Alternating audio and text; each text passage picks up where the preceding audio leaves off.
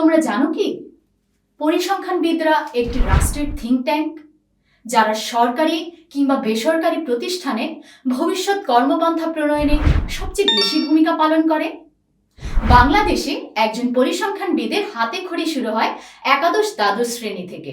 তাই তোমরা যারা পরিসংখ্যানে ক্যারিয়ার গড়তে চাও তাদের জন্য OngkoBiggan.com নিয়ে এলো পরিসংখ্যান একাদশ ও দ্বাদশ শ্রেণীর প্রথম ও দ্বিতীয় পত্র কোর্স, যেগুলো তোমাদের এইচএসসি পরীক্ষায় সর্বোচ্চ ফলাফল প্রাপ্তিতে সহায়তা করবে এবং পরবর্তীতে বিভিন্ন প্রতিযোগিতামূলক পরীক্ষায় সহায়তা করবে।